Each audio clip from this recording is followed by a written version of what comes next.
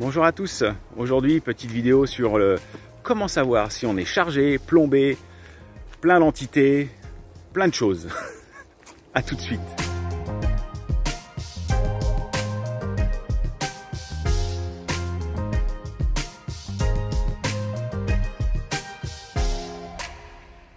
Voilà, bon en effet, petit mot un petit peu vulgaire, chargé, plombé, voilà c'est un petit peu les mots qu'on emploie pour éviter de dire est-ce que j'ai des entités ou est-ce que voilà j'ai des choses sur moi. C'est vrai que ça va plus vite dire bon je crois que je me suis fait plomber aujourd'hui ou je suis chargé. Voilà, c'est un petit peu le discours que tiennent plus ou moins les thérapeutes entre eux. C'est sûr qu'au niveau des clients, des patients, même des amis, de la famille, c'est rare qu'on dise oh là là, qu'est-ce que t'as aujourd'hui, t'es chargé. Non, on parle différemment, c'est sûr. Mais là, je dirais, on est entre nous et puis je vous parle surtout de comment on va pouvoir reconnaître cet état de fait. Alors, voilà, on se sent pas bien. On se dit oh là là, qu'est-ce qui se passe? Et puis là, d'un seul coup, vous allez voir un thérapeute. Que ce soit en présentiel ou même en distanciel, hein, et qui vous dit voilà, il y a des petites choses sur vous, je vais devoir nettoyer et on va enlever tout ça. Bon, ok, ça c'est son boulot. Après, libre à lui de vous dire ou pas ce que vous aviez, ce qu'il en était, parce que parfois les gens n'aiment pas du tout savoir ce que c'était.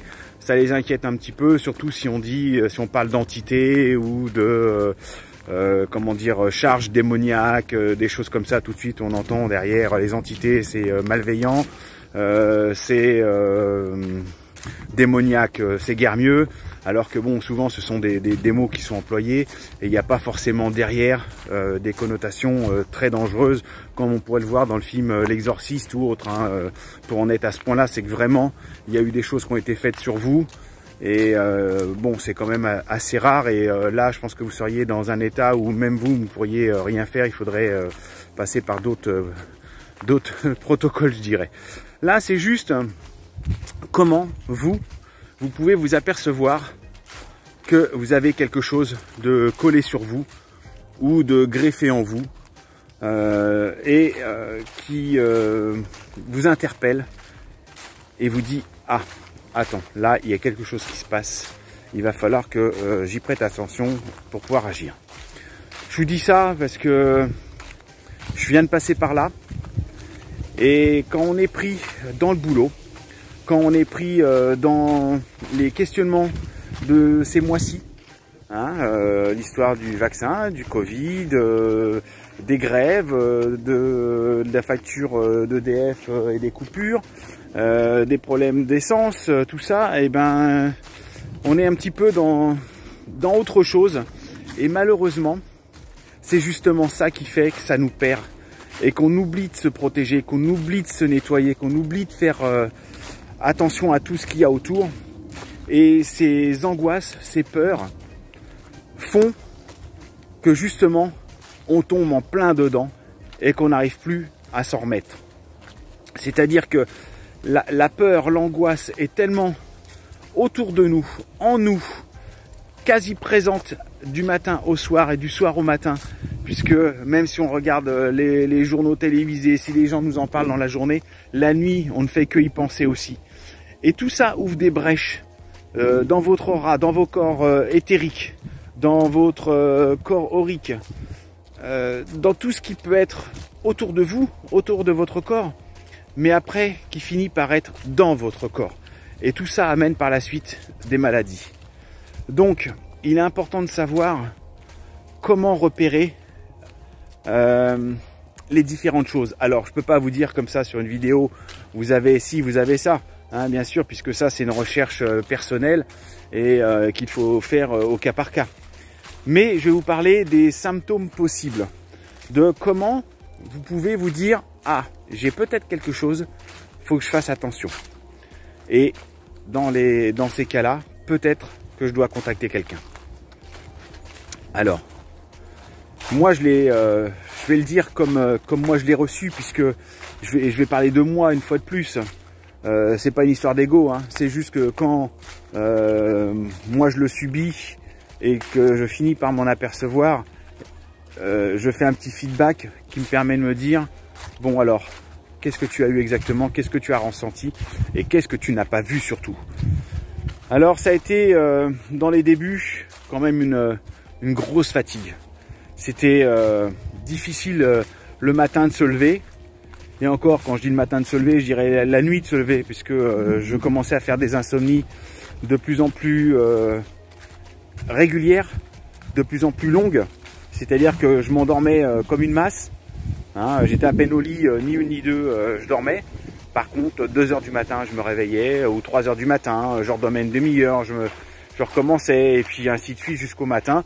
Et évidemment, au moment où le réveil sonnait, c'est le moment où je voulais dormir, et je n'arrivais pas, et il fallait que je parte au boulot.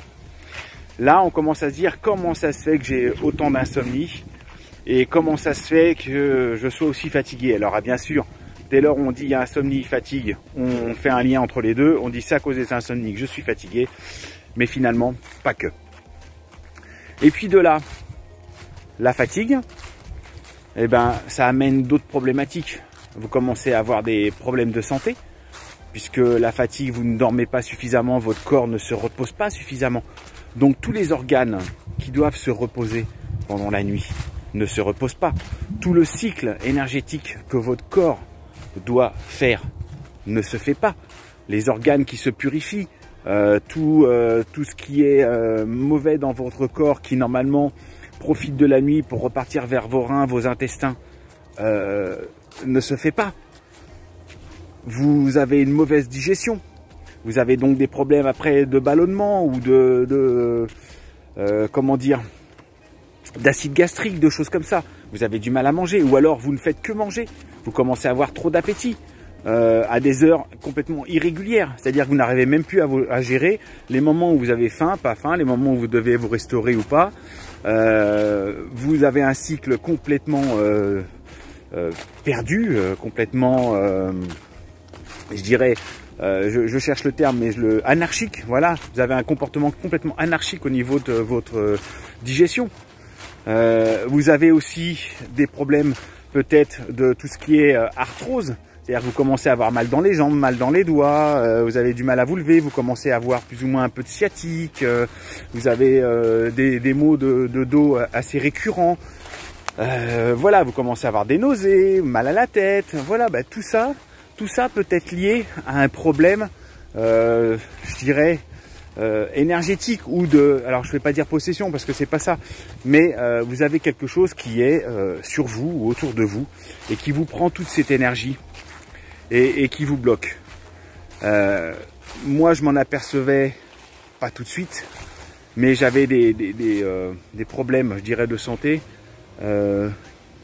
qui n'arrivaient pas à revenir à la normale, alors que normalement il n'y a pas de raison. Avec mes soins énergétiques, avec tout le reste, les huiles essentielles que je prends, je prends pas de médicaments, donc ça pouvait pas être les médicaments, mais tout ce qui est naturel, les plantes, des choses comme ça que je prends, je n'arrivais pas à gérer ces problèmes de santé qui, pendant un moment, n'existaient pratiquement plus. Tout était régulé. Et pourquoi d'un seul coup ce n'est plus régulé? Pourquoi ça revient même encore pire qu'avant, au point de me dire mais il va falloir vraiment que je prenne des médicaments, puisque les plantes et tout ça ne suffit pas, il va falloir que je fasse autre chose. Et là on commence à s'inquiéter en se disant mais j'ai pas envie de ça, j'ai pas envie de repartir sur l'allopathie, sur plein de choses, mais comment ça se fait que ça m'arrive? Et là plus ça va, évidemment plus on est en stress, puisque ces problèmes de santé qui n'existaient plus reviennent, le sommeil n'est plus, la fatigue est de pire en pire. On n'a plus rien envie de faire. C'était des moments où c'était des journées canapé. Alors on est un peu fatigué, on fait une petite sieste dans le canapé, on regarde un petit peu 2-3 conneries, je dirais, le dimanche après-midi, ça va. Mais quand on commence à plus aller se coucher de bonne heure, c'est-à-dire qu'on regarde des émissions entre guillemets de 5 lettres MERDE, jusqu'à des minuit, 1 h du matin, parce qu'on n'a pas envie d'aller au boulot le lendemain, parce qu'on n'est pas bien, parce qu'il y a plein de trucs qui vont pas, alors que le boulot, généralement, on l'a choisi, ou au moins, on a l'habitude. Enfin, on n'en est pas à faire des crises d'angoisse le matin pour aller au boulot. Enfin, il y a des choses comme ça. On n'est pas bien. Voilà, toutes ces choses-là qui sont irrationnelles, je dirais, puisque c'est pas les choses dont vous avez l'habitude. et ben là, il faut vous poser des questions. Vous dire, mais pourquoi d'un seul coup tout ça m'arrive? Et vous commencez à réfléchir et à noter. Ce serait bien de noter en se disant, voilà, j'ai commencé par ça. Il y avait ça qui m'interpellait. Un petit peu de fatigue. Je commençais les insomnies. Je commençais à avoir mal au ventre. Je commençais à être un petit peu irritable. Voilà, toutes les petites choses là, vous les additionnez. Vous les mettez une à une sur un papier. Et puis vous allez commencer à vous apercevoir que elles s'additionnent. Il commence à y en avoir de plus en plus. Et que les unes et les autres commencent à avoir des liens. Parce qu'obligatoirement, moins vous dormez, plus vous êtes fatigué. Plus vous êtes fatigué, moins votre corps se repose. Moins il se repose, plus il est dans l'activité permanente. Donc une plus grosse fatigue, un plus gros stress. Alors émotionnel bien sûr, mais un stress physique aussi dans lequel vous n'arrivez plus à sortir. Plein de choses comme ça. Et l'irritabilité. Moi je sais qu'au niveau du travail, je commençais à être irritable. Alors même s'il y a des problématiques au travail, voilà, un petit peu comme partout, on n'a jamais des moments qui sont à 100% pile nickel. Mais quand vous commencez à hausser la voix, à ne plus réagir comme d'habitude, à devoir faire des pauses pour faire des méditations, là il y a un problème. Là vous vous dites, oh, ça commence à faire beaucoup de choses qui se cumulent. Et puis, j'espère qu'à un moment, vous ferez comme moi, même si c'était, je pense, un petit peu tard. Vous consultez un thérapeute qui va vous aider. Alors, je dis pas, là, il faut consulter un thérapeute pour faire du soin énergétique de rechargement. Ça ne servira à rien. Il faut trouver un thérapeute qui fait du nettoyage énergétique pour pouvoir enlever tout ce qu'il y a de collé à vous. Quoi que ce soit, hein, ça peut être voilà, des entités, des implants, des choses comme ça, mais qui soient capables de vous enlever tout ce qu'il y a à enlever. Ça peut être aussi juste des liens négatifs. Hein. C'est pas forcément des entités, ça peut être juste beaucoup de liens négatifs avec des personnes, avec le travail, qui vous empêchent d'être vous, hein, tout simplement. Moi j'ai travaillé sur tout ça, sur tous les problèmes aussi karmiques et autres que j'avais, et puis en faisant le premier soin, du coup ça m'a ouvert le couvercle, hein, la boîte de Pandore, et vas-y serre-toi. On s'est aperçu que finalement il y avait beaucoup de choses qui étaient en dessous, et c'est des choses qui sont pas arrivées du jour au lendemain. Je me suis pas infesté comme ça, en disant en 3 mois de temps j'ai fait 2 soins à des personnes où je me suis pas bien protégé, j'ai attrapé ci, j'ai attrapé ça. Non, c'est des choses qui étaient là depuis sûrement très longtemps, qui maintenant sortent parce que j'ai fait un premier soin, sont sorties aussi au deuxième soin, et puis là je vais en faire un troisième, histoire de dégager un petit peu plus et commencer à me sentir de mieux en mieux. Donc c'est des choses qui peuvent être là depuis très très très longtemps. Moi j'ai dégagé des choses qui étaient là depuis l'enfance. Donc même si je suis thérapeute, il y a des choses que je n'ai pas vues, que je n'ai pas ressenties. Mais moi je suis pas thérapeute dans le dégagement ni dans la protection. Je suis thérapeute dans l'apport de soins énergétiques et dans l'apport d'énergie. Donc c'est plus ça. C'est pas du tout la même chose. Donc, évidemment, la forêt dit les chiens, dit beaucoup de passages. Donc, il faut penser à tout ça. Et je dois dire que là, je sens grandement les effets. Et je ne peux que vous le conseiller. Faites des soins de dégagement et après, vous ferez des soins énergétiques pour recharger.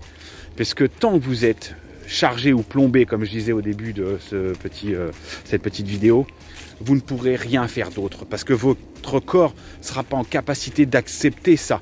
Et surtout si vous avez des choses bien présentes qui sont assez fortes comme moi j'ai eu, hein. C'était quand même des choses très puissantes parce qu'au début j'avais l'intention de faire travailler quelqu'un que je connais de ma famille et qui m'a dit tout de suite, ah non là je suis pas assez puissant pour ça, c'est trop dur ce qu'il y a sur toi, c'est trop ancré, trop difficile et je veux pas me mettre moi à mal pour le faire non plus. Donc voilà, il faut aussi se dire, si c'est là depuis longtemps et assez costaud, il faut le dégager tout de suite et puis prendre les personnes qui peuvent le faire.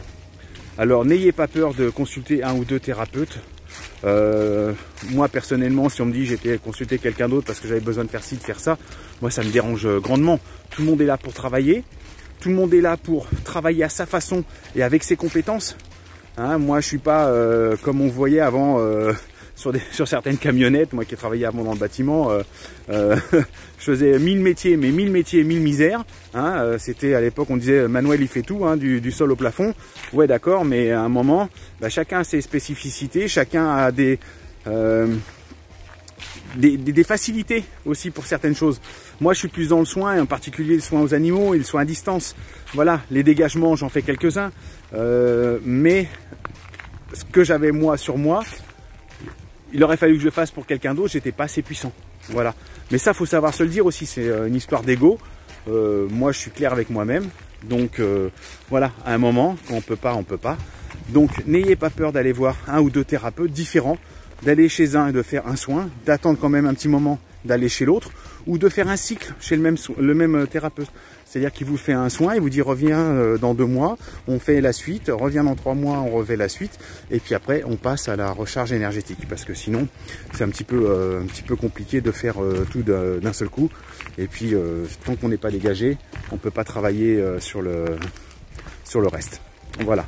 Et bien écoutez, j'espère que cette petite vidéo va vous aider quand même à avancer, et pensez à regarder si vous avez des changements de comportement, écoutez les autres. Si on vous dit attention, j'ai repéré que ci, que ça, hein, moi je sais qu'on me l'avait dit, mais comme ça fait un moment que ça dure, et comme je vous ai dit tout à l'heure, je pense que j'ai enlevé avec un premier soin, j'ai enlevé un couvercle, hein, qui a permis de voir ce qu'il y avait en dessous, et peut-être que tout est remonté aussi, hein, c'est des choses qui étaient ancrées depuis longtemps, donc ça remonte. Donc c'est pas des choses que j'ai forcément chopées depuis 6 mois, c'est ce que je vous disais. Donc il y a des trucs de quand j'étais petit, il y a aussi des vies précédentes, hein, pour ceux qui y croient, et voilà, donc ça peut être plein de choses.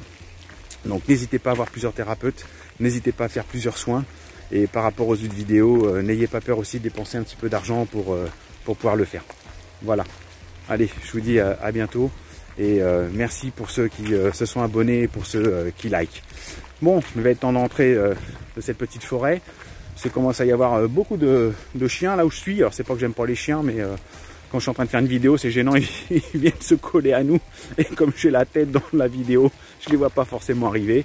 Et puis là, je sais pas si vous entendez, il commence à pleuvoir.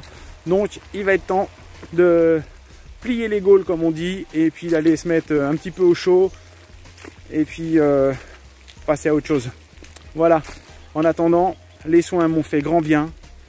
Franchement, je sens la différence. J'ai passé quand même 2 ou 3 jours à chaque fois assez difficile, parce qu'évidemment ça travaille beaucoup, et ça il faut le savoir, il faut le prendre en compte, et surtout préparer les gens qui sont autour de vous, à leur dire que ça va bousculer et que votre comportement peut être inadapté pendant 2 ou 3 jours, et que les gens n'aient pas à s'inquiéter. C'est-à-dire qu'il faut les prévenir que vous avez fait un soin, et que vous risquez d'être un petit peu différent sur les 2-3 jours qui sont après, et que ça va se passer ensuite. Voilà, allez, à bientôt.